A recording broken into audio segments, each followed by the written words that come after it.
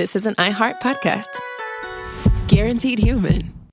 With no fees or minimums on checking accounts, it's no wonder the Capital One bank guy is so passionate about banking with Capital One. If he were here, he wouldn't just tell you about no fees or minimums. He'd also talk about how most Capital One cafes are open 7 days a week to assist with your banking needs. Yep, even on weekends. It's pretty much all he talks about, in a good way. What's in your wallet? Terms apply. See CapitalOne.com/bank. Capital One, N.A., member FDIC. The NFL playoffs are here, and it all starts with Wild Card Weekend powered by Verizon. Man, it all comes down to this. 12 teams, 6 games, 3 days, and one epic weekend. My goodness! It's win or go home, and every moment counts on the road to Super Bowl 60. It's a touchdown!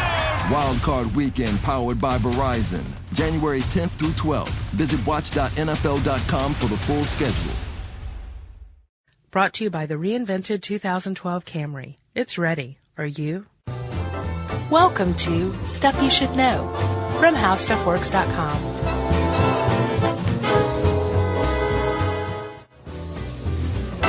Hey, and welcome to the podcast. I'm Josh Clark. With me, as always, is the lovely Chuck Bryant, staring at our new jute rug hanging from our new wall. What's up, Chuck? We must be, going places. We have a jute rug hanging from the wall. I feel silly because I called it Berber. That's okay, dude. I'm over here feeling stupid. They're both from the same area. Oh, are they? Of the world. They better be, because if we start getting this mail, I'm going to be so angry. I know. The cool thing is when we're corrected, though, we are literally corrected, we're corrected by literal experts. Yeah, sure. Have you noticed? Yeah, true. Yeah, so many times. It would be like a jute rug manufacturer or somebody with a PhD in jute rug studies who will email us about that. Or Henry Jute himself. Right, the father of jute ruggery. Right. Yeah, so other than the whole Berber jute thing, how are you feeling? Oh, I'm good. A little tired, but I'm fine. Are you tired? Yeah. Chuck, you should look into energy drinks. I just drank one, and I'm like... Yeah, I'm not a fan. I don't like the taste. No? No. Good enough? Do you want to move on? Sure. Let's do that. What's funny is that came out as 7 seconds, and it really lasted, 4 minutes? Yeah, if people only knew. Thanks to the wonder of Yeti. Mm-hmm. Yeah, so Chuck, you may have noticed, and I know you did, because that person we used to relay information to us, between the two of us, because we can't stand one another, really, right? Told me that you told her that you already knew this. You following me so far? No, I don't think anyone else is either. Okay, we already did this one. Yeah, we should go ahead and say that. Yeah. This is about carbon capture and storage, and it seemed oddly familiar when I was researching. I know. And that's because we did, in fact, do this last July, but it was one of our little baby podcasts when we first started. Woof. And it was 5-7 minutes long, something like that, and it just really didn't do this topic justice. So. And I got to tell you, hot dog, carbon capture and storage is cool enough and important enough to do twice. Yeah, and don't worry, folks. We're not going to start rehashing things. We have plenty of topics we are yet to cover, but we just want to do this because we're on a little green, sweet kick. Exactly, yeah. And plus, the first one just didn't quite do it. Usually when we do a podcast, it stays done, right? Yeah, agreed. This one didn't quite stay done. It was still squirming. Right. We hadn't put the nail gun to the back of the head yet. And we're going to do that here. Part deux. Yeah. So, Chuck, this one is laden with stats. As I was reading this article, I thought, Chuck is going to go crazy for this one. Give me the first stat, buddy. Let's talk about CO2 and the greenhouse effect, right? Let's do. Okay, so we do have this layer of carbon dioxide that allows sunlight to pass through and some to stay. It keeps bouncing back and forth. Which we need to a certain degree. Or else trees wouldn't grow, children wouldn't skip and play. Support it for photosynthesis. Right, so we do need it. What would happen if we didn't have this this greenhouse layer surrounding the Earth like a warm blanket? Josh, if we had no greenhouse effect, buddy, our planet would be about minus 22 degrees Fahrenheit, which is minus 30 degrees Celsius. For our friends who don't use the imperial system. Yep, so it would be a frozen planet, basically. Yeah, oh yeah, we wouldn't be around, I'll tell you that. So we want the greenhouse effect. We want this stuff to come through and to warm our Earth. The problem is when enough of it doesn't get bounced back into outer space. Then it gets a little too warm. It goes the other direction. We don't have a stat on that. But as you can tell, summers are getting a little hotter. And I'm sweating a lot more. We do have a stat on that, as far as it getting hotter. Oh, okay.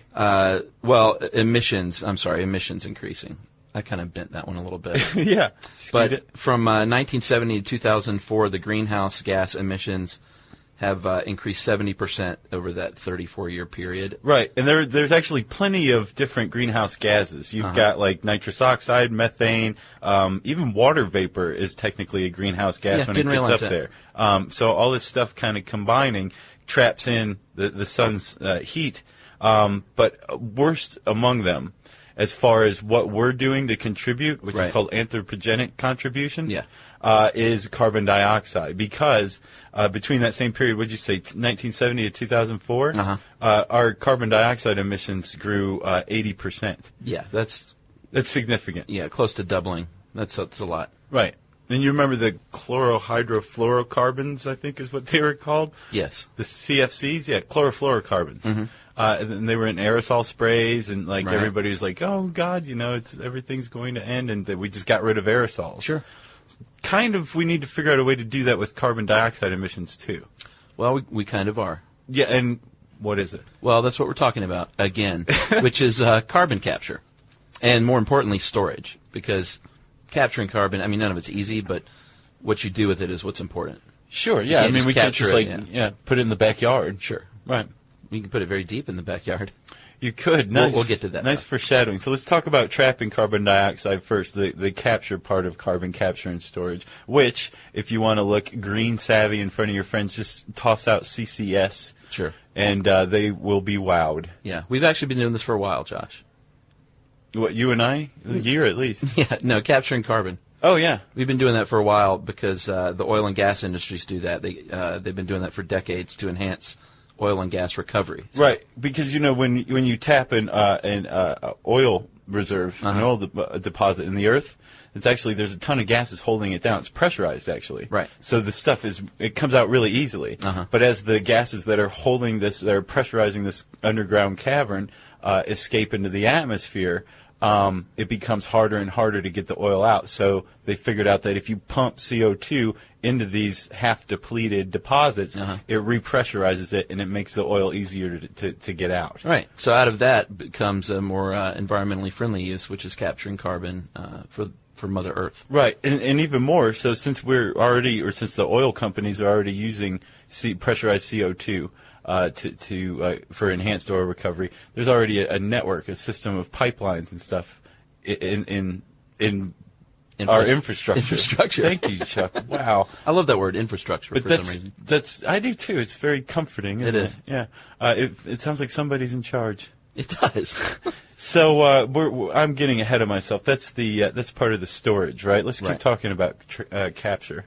Josh, there are three main steps to CCS, and that is the trapping of the carbon, the separating of the CO2 from other gases, and then transporting it to a place where you can store it away from the atmosphere. Right. And actually, strangely enough, there's three methods that we've come up with for doing this. Rule of threes. Right. So you've got, you love that, don't you? I do.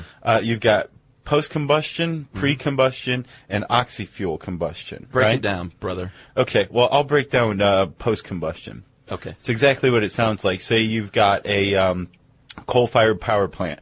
Coal is super dirty. Even clean coal is very dirty. Right. If you can figure out a way to trap that CO2 that's escaping from the flue, then all of a sudden you've just captured carbon. Right. Right? And one way to do that is to introduce some sort of like gel or compound. There's some, I know Georgia Tech's working on one called hyperbranched aminosilica. Wow, look at you. Thanks. You weren't even reading that. No, I wasn't. Very impressive. It's not even in this article, pal. I know. My brain is mush. There's no way I could do that. And actually, I guess it's because it's so hyperbranched.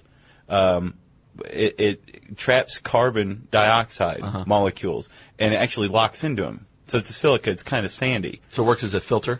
It does, but, so some flue gases get out, but the carbon dioxide doesn't. Gotcha. And the cool thing is like it just sits there. It just traps it until it's heated again. Right. And if you heat it under the right circumstances, you can capture just the CO2 and compress it and get rid of it. That's one example of post-combustion. The key to post-combustion is you're already burning the fossil fuels and you're capturing as much CO2 as you can before it escapes into the atmosphere out of smokestack. Right. One thing I noticed in that where you said once you heat it again, it leaves behind the concentrated CO2, but it releases water vapor. I wonder if that water vapor is part of the problem as well, though. It seems like it. Water vapor is, again, it's a greenhouse gas, but it's also a flue gas, which is a mixture of a whole bunch of stuff that comes out of burning fossil fuels. Right. But again, we're after the CO2, but it seems like getting the CO2 separated from the water vapor is a problem as well. Gotcha. Yeah. Support for the show comes from Public, the investing platform for those who take it seriously. On Public, you can build a multi-asset portfolio of stocks, bonds, options, crypto, and now generated assets, which allow you to turn any idea into an investable index with AI. It all starts with your prompt, from renewable energy companies with high free cash flow to semiconductor suppliers growing revenue over 20% year over year. You can literally type any prompt and put the AI to work. It screens thousands of stocks, builds a one-of-a-kind index, and lets you backtest it against the S&P 500. Then, you can invest in a few clicks. Generated assets are like EFTs with infinite possibilities, completely customizable and based on your thesis, not someone else's. Go to public.com/podcast and earn an uncapped 1% bonus when you transfer your portfolio. That's public.com/podcast. Paid for by Public Investing. Brokerage services by Open to the Public Investing, Inc. Member FINRA SIPC. Advisory services by Public Advisors, LLC. SEC registered advisor. Generated assets is an interactive analysis tool. Output is for informational purposes only and is not investment recommendation or advice. Complete disclosures available at public.com/disclosures. The NFL playoffs are here, and it all starts with Wild Card Weekend powered by Verizon. Man, it all comes down to this. 12 teams, 6 games, 3 days, and one epic weekend. My goodness! It's win or go home, and every moment counts on the road to Super Bowl 60. It's a touchdown! Wild Card Weekend powered by Verizon. January 10th through 12th. Visit watch.nfl.com for the full schedule. So you want to do pre-combustion? Yeah, sure, why not? This is when carbon dioxide, I guess I should say, is trapped before the fossil fuel is burned. So before it's diluted with other flue gases is when you capture it. So pre-combustion, before it's burned. Right. And apparently, Chuck, what you do is you actually heat whatever fossil fuel you're using in the presence of pure oxygen, and you get this completely different thing, carbon monoxide and hydrogen, right? Right. And then you run it through a catalytic converter, and it produces more hydrogen, which is good because you can actually reuse that for energy to maybe even power this whole process, right? And then you get carbon dioxide as well, right? And then you put them in a flask with a chemical called amine. Uh-huh. And the amine actually holds the CO2 down. Right, sits on top of it. Right, and then eventually you can extract the amine and the hydrogen, reuse the amine, and trap the CO2. Right. Sounds like kind of a lot. It does. I wonder if we're going to get any cool sound effects like our distillery. That would be very cool. That would be super cool. We'll and see. if we did, didn't you just hear it? Yeah, Jerry's ignoring us right now, so that might not happen. So it is a lot. Pre-combustion is it's a big process. Yeah, it's already in use actually for natural gas. They've already been using this. It is. The thing is it's in use in a brand new power plant. The good thing about post-combustion is you can run around the country and retrofit old power plants to capture carbon dioxide. Pre-combustion, you pretty much have to build that in as you're building a new power plant. And it's also super expensive. It uses a lot of energy. What, pre-combustion? Yeah. Oh, yeah. No, I thought it was lower in cost. Is it? Well, the process is lower in cost, but I think it's more expensive because it's not a retrofit. Right, but it also it's higher in the cost of energy that it uses to go through this process, from what I understand. I was talking about dollars, buddy. Hey, dude, you still got to pay for energy somehow. Pay now or pay later, Josh. Right. And then the last one is oxy-fuel, right? Mm-hmm. Oxy-fuel combustion, yeah, that's the power plant burns fossil fuel and oxygen, and this results in a gas mixture comprised of steam and carbon dioxide. So the steam and CO2 are separated when you cool it and compress the gas stream. Right. So there you have it. There you have it. And all three of these capture between 80 and 90% of the carbon dioxide that's escaping. I think oxy-fuel's the most. Oxy-fuel's at like 90%, I think. Yeah, topping out at 90. So those are pretty much the three competing ways to capture carbon dioxide in use right now. And it seems like we're talking about power plants a lot. Mm-hmm. Those are definitely the focus of carbon capture right now. Right. They're huge emitters of carbon dioxide. Like there's I think a Southern Company plant in Juliet, Georgia, and it emits more carbon dioxide than the entire power infrastructure of Brazil. Really? Which seems a little lopsided because you just blogged about Brazil recently on a sugarcane biofuel post, right? Uh-huh. Today. And they're very, very energy independent thanks to the cellulosic ethanol that they make from sugarcane. Right. So it's a They've been kind doing of that a for a while in lopsided Brazil. comparison, but still, Right. One power plant shouldn't be putting out, more CO2 than any country. Sure, you would think. Right. But that's Unless that country is tiny. like maybe Vatican City. Yeah. Is that a country? Yeah. Dude, I walked around Vatican City one time by accident. How so? Well, it was my friend Brett and I were What do you mean by kinda, accident? Well, we were on the wrong side of where we needed to be, and we thought, well, we'll just skirt around this wall here, and I think it'll be quicker. And I didn't realize that we were walking around the country. Did you come face to face with the Pope and are just like, what are No, you doing but here? it And he's took like, what are you doing It here? took forever. It was a much longer walk than I anticipated, and now that I realize it's a country, that kind of all makes sense. Does it make sense? It does. Gotcha. Cool place, though. I've heard. Moving on. Yes. So now, Josh, what we have is captured carbon. We got a whole lot of carbon dioxide. What do we do with it, Chuck? Well, you need to transport it first before you can store it How? through a pipeline. Oh, yeah, I already talked about that. Right, that's a good thing, is the infrastructure is in place, and I think, here's another stat, there's more than 1,500 miles of CO2 pipelines already in place here in the It U.S. sounds like a lot, but technically it's not. Like, consider the Yeah, amount of true. oil pipelines and that kind of thing. That's true. And that actually, I was talking about a lopsided figure with the Southern Company plant in Brazil. CO2 pipeline safety, as far as fatalities and accidents go, Right. is really low compared to like natural gas and hazardous materials pipeline. Uh-huh. I think to the tune of. I've got stats. Okay, No, go you ahead. do it. No, I want you. No, to. these are death No, stats. you. Okay. That's, we're talking... These are death stats. We're talking between 1986 and 2006, there have only been 12 CO2 pipeline leaks with no injuries. And None? None. Zip. And over the same period, more than 5,000 accidents and 107 fatalities with liquid petroleum pipelines. Right. So, whoop, whoop, it sounds like CO2 pipelines are way safer, but There's again, a lot fewer. Yeah. And your friend Debbie Ronka thinks that these accidents will probably increase as the CO2 pipeline infrastructure increases in breadth. Right. And we should say Debbie wrote this. We didn't just chat about this and Debbie threw out her opinion. Right. Debbie wrote this awesome Her article. formal training's in pediatrics. Right. Debbie of freakgirl.com.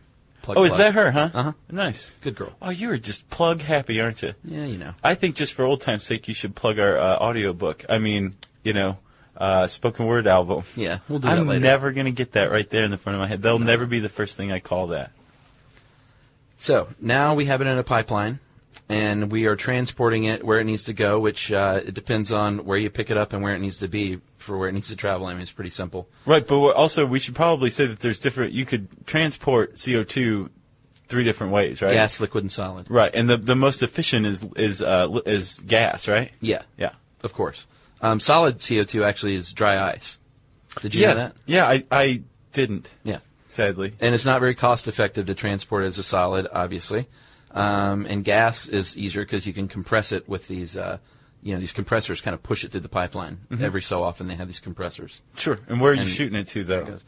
We're Well, shooting it to the storage area, Chuck. which depends on what storage you're going to use, what kind of storage you're going to use. Well, what kind do you want to use? I mean, there's only 2, underground and underwater, right? Right. What kind do I want to use? What kind do you want to use? If you're Chuck, king of the world, and somebody says, let's do something about CCS, you say, I decree that we're going to store it Underground. underground. All right. That's nice. what I say. Nice. The ocean thing worries me a little bit. They Yeah. both worry me a little bit, actually. But, yeah, let's start with underground. Okay, let's do underground. Well, Josh, there are some estimates. If you want another stat, you're right. This is chock full of stats. The planet can store up to 10 trillion tons of CO2 underground. Which is 100 years of storage of all human anthropogenic carbon contributions. Right. Which sounds good, but that's really not that very long, 100 years. No, but consider this. I was actually, when I wrote the article, Can We Bury Our CO2 Problem Under the Ocean, I think is what it was called. Mm-hmm. There's no telling what kind of technology we're going to have. We could conceivably Yeah, good point. take that trapped carbon dioxide and exert tons of force and make synthetic petroleum out of it. Yeah. That's a good point. Yeah, so 100 years is a really long time with the dude. kind of technological advances we've been undertaking in the last 100 years, right? Yeah, I mean, think about 1909 and what it was like then. Yeah, I don't like to. Compared to now. Lots of syphilis. Yeah. Yeah. Imagine so. Sure. So, that's underground. It's pressurized when it's that deep underground, and it behaves more like a liquid than a gas when it's that far underground because it, seeps into all the little cracks and porous rocks, which is a good thing. Right, and actually there's a specific rock that they found works really well for carbon storage, and that is basalt, which is volcanic rock, right? Yeah, yeah. And they just inject, what is it? Do they inject gasified CO2? Gasified? Yeah. I think so, yeah. They inject it directly into the rock, and actually the rock transforms from basalt into limestone. Yeah, pretty cool. It converts it into rock. So basically, regular it's rock. like a hyper-accelerated geological process that's going on. But when I read that, I thought, wow, that's great. What a great idea. We just need to run around injecting all the basalt in the world with CO2, and we'll be set. We'll just have a big limestone planet.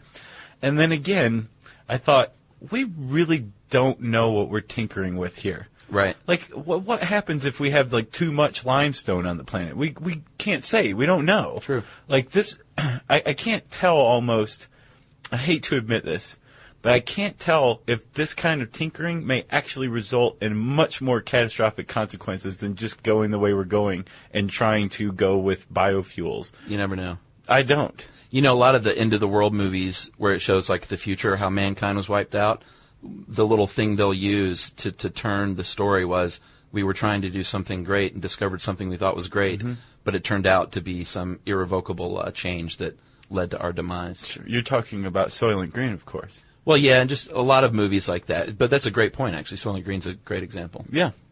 We Soylent think we're doing Green, something really good, and that might lead to our undoing. Waterworld, greatest movie ever made.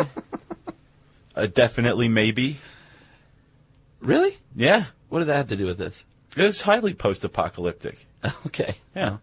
I'll have to see that one. I thought it was a... Oh, you haven't seen it? I thought it was a cheesy romance. No. Well, it starts out like that, and the twist at the end is mind-boggling. Right. Yeah. It's like the Road Warrior. So go ahead, Chuck. We're talking underground, or are we done with that part? No, well, we're almost done. What happens is they're studying all that right now. So your fears hopefully can be dismissed because they're looking to see what the result will be. Sure. And as far as it goes, I think the oldest underground CO2 storage site is actually under the sea floor in Norway. Yeah. And it's only as old as 1996. Right. And it hasn't had an accident or anything, but it's only 13 years old. Yeah, it's a baby. Yeah. So, I mean, what happens in 50 years or 100 years? Exactly. And that's what they're keeping their eye on. Yeah. They're worried about it, too. I mean, we definitely have to do something, but I don't know. I'm just a little hesitant. All right. I agree. Yeah. Well, you want to talk about the ocean? Yeah, let's talk about the ocean. I'm with you. I'm much more trepid about the ocean storage than that. Again, I wrote an article called "Can We Bury Our CO2 Problem in the Ocean?" And in that article, there's this guy who came up with the idea of having these pipelines pump liquefied, not gasified, but liquefied CO2 directly into enormous bags in the ocean. Oh, that's right. At the abysmal plain? Yeah. Not abysmal plain, the Abyssal. abyssal plain. Yeah, but I imagine it's pretty abysmal down there, yeah. So, yeah, down on the abyssal plain, right? And it's a pretty good idea. The problem is these huge, enormous bags can only store, I think, a day or 10 worth of carbon dioxide captured. That'd be a lot of bags. It would be a lot of bags, and they'd add up really quick, and if any one of them ruptured, we don't know what would happen. But apparently, from a little more investigation, if we bury this stuff or dump it in the ocean deep enough, which is to the tune of about 11,500 feet. 3,500 meters. Nice. Then we can just let it go and hope for the best, that the incredibly low pressure and temperatures will basically globify it. Yeah, compress it. It'll just be floating around. Globify. This sounds like a I like that. terrible idea to me. Yeah. If with any kind of clout that I may have as a human being and a podcaster, I would like to here now say that I think just dumping our captured carbon dioxide into the ocean is one of the worst ideas I've heard this year. Yeah. I know Greenpeace isn't wild about the idea. No. And they said it's not even feasible until at least the year 2030. Support for the show comes from Public, the investing platform for those who take it seriously. On Public, you can build a multi-asset portfolio of stocks, bonds, options, crypto, and now generated assets, which allow you to turn any idea into an investable index with AI. It all starts with your prompt. From renewable energy companies with high free cash flow to semiconductor suppliers growing revenue over 20% year over year, you can literally type any prompt and put the AI to work. It screens thousands of stocks, builds a one-of-a-kind index, and lets you backtest it against the S&P 500. Then, you can invest in a few clicks. Generated assets are like EFTs with infinite possibilities, completely customizable and based on your thesis, not someone else's. Go to public.com/podcast and earn an uncapped 1% bonus when you transfer your portfolio. That's public.com/podcast. Paid for by Public Investing. Brokerage services by Open to the Public Investing, Inc. Member FINRA SIPC. Advisory services by Public Advisors LLC. SEC registered advisor. Generated assets is an interactive analysis tool. Output is for informational purposes only and is not investment recommendation or advice. Complete disclosures available at public.com/disclosures. The NFL playoffs are here, and it all starts with Wild Card Weekend powered by Verizon. Man, it all comes down to this. 12 teams, 6 games, 3 days, and 1 epic weekend. My goodness! It's win or go home, and every moment counts on the road to Super Bowl 60. It's a touchdown! Wild Card Weekend powered by Verizon. January 10th through 12th. Visit watch.nfl.com for the full schedule. So, I have two camps. It's good that we're exploring things like this. Sure, agreed. But, it would be much better if we had electric cars powered by solar energy, right, rather than just thinking of different ways to keep using fossil fuels over and over and over. Right. No, and that's a good point. I noticed Greenpeace was kind of not too hip on this either, and I agree with them as well. I think that we basically have to, stuff like this really distracts us from making hard decisions and hard choices. Mm-hmm. So this is easy. We get to, our lives don't change at all. It's just the power companies need to go retrofit their old flues, right, with scrubbers of some sort. Mm-hmm. But for us to have electric cars or to have biofuels, we're going to have to pay more a gallon, that kind of thing. So it does affect us. So people aren't paying that much attention to it. Right. That's not to say this is pie in the sky technology, though. True. It's very viable and it's going on now still. Right. Right. Hopefully work is going to be done on a lot of fronts, and there will be multiple solutions. You know what my favorite idea was? What? Did you read that little sidebar about the company SkyMine? I did not. Okay, so SkyMine has figured out a way where they just take sequestered carbon dioxide and they inject it with salt and water, sodium hydroxide, right? Uh-huh. And it creates a chemical reaction that forms baking soda. Oh, really? That's it. God, baking soda is good for everything. It is. Well, not everything. I just think that's the greatest idea ever. The problem is we'd have massive baking soda stores, right, and the baking soda market, in which I'm heavily invested, would just bottom out. Sure. So, I like it as an idea, but financially it would suck for me. Right. No fridge would ever stink again, though. No. We could probably make fridges out of baking soda with that much laying around. Yeah. If they can make a suitcase out of cocaine, they can probably make a refrigerator out of baking soda. The operative word is they. They. But getting back to the water real quick, you were talking about leaking CO2 from the ocean. Remember our little Exploding Lake podcast? Yeah, that's a great example of what could happen. CO2, baby, coming up through the water. So that could happen. Lake Nyos. And we should also probably mention carbon sink. Yeah. Which is a phenomenon. The ocean actually does absorb CO2 from the atmosphere already. And what happens now is it's sinking to the bottom, ideally. But some oceans, like the Southern Ocean, have soaked up so much that it's not soaking it down to the bottom anymore. It's not sinking. It's kind of staying on top. Right. And that makes the water very acidic, which is not good for fishies. No, which is, again, Lake Nyos, we have no idea what happened in the marine life, probably because they were exploded into trillions of pieces. Right. That's tough to count. So, yeah, a little troublesome. Capturing carbon, this is a good thing. Storing it, a little more dodgy. Yeah. We'll see what happens. We're going to screw up this planet one way or another. Sure. Might as well make it quick, like in just a huge, massive eruption of CO2 into the atmosphere that chokes us all to death. Well, that sounds encouraging. Sure. Well, it'll get filtered out eventually, and some strange new life form will eventually take over and screw it up later on. So, boy, you're a bright one today. I am. Just a shining light. Yeah. So, Chuck, I'm glad we did this again, buddy. This one's done until next time. Yes. Until that carbon dioxide explodes. Let's agree right now. We don't do carbon capture and storage again until that massive eruption takes place. All right. Okay? Deal. Part 3. There you have it. Coming not too soon. So you know what time it's for then. It's time for Chuck to plug our spoken word album. Chuck, go ahead. Wow, it's been so long. It was on economics, if I remember correctly. Sure. The Stuff You Should Know Super Stuff Guide to the Economy. Yeah. You can buy it in your iTunes store for, what was the final price, $4? Something like that, yeah. $3.99? Yeah. $3.95, something like that. Nice. And again, we got really good feedback on it, didn't we? We did. Yeah. And it was a good experience. So, there's Chuck plugging our audiobook, The Stuff You Should Know Super Stuff Guide to the Economy. I can't believe I remember the name of it still. Just for old time's sake. And that means that it is listener mail time.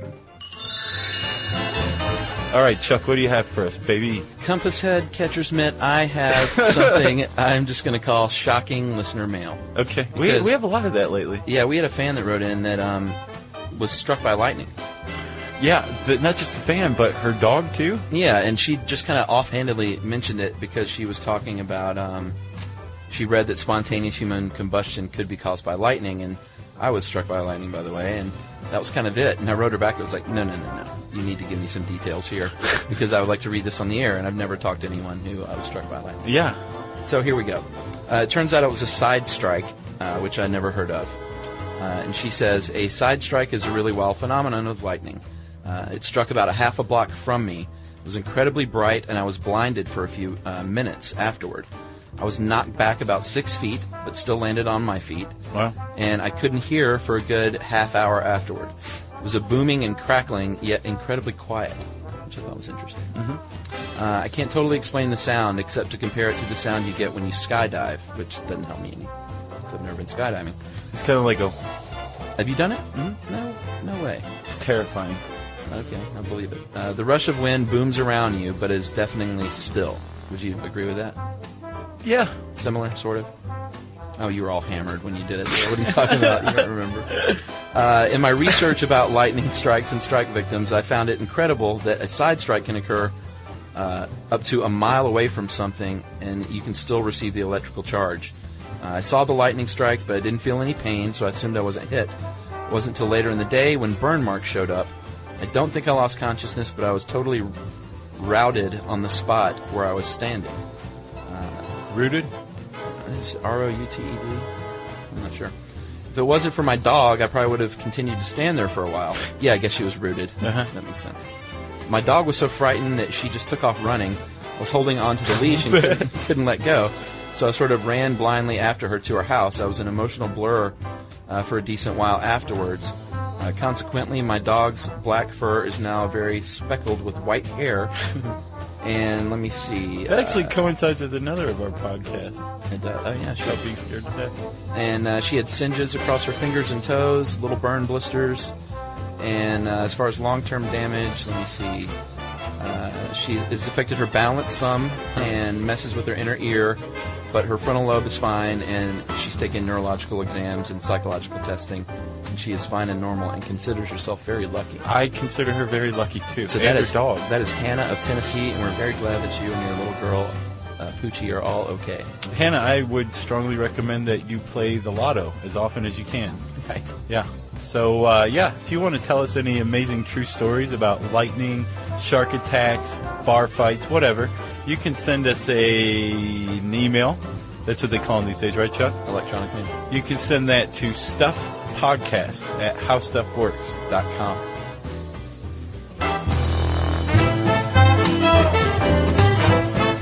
For more on this and thousands of other topics, visit howstuffworks.com.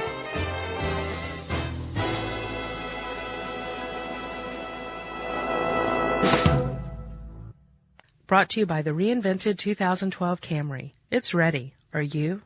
At CVS, it matters that we're not just in your community, but that we're part of it. It matters that we're here for you when you need us, day or night.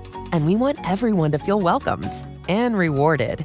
It matters that CVS is here to fill your prescriptions and here to fill your craving for a tasty and, healthy snack. At CVS, we're proud to serve your community. Because we believe where you get your medicine matters. So visit us at CVS.com or just come by our store. We can't wait to meet you. Store hours vary by location.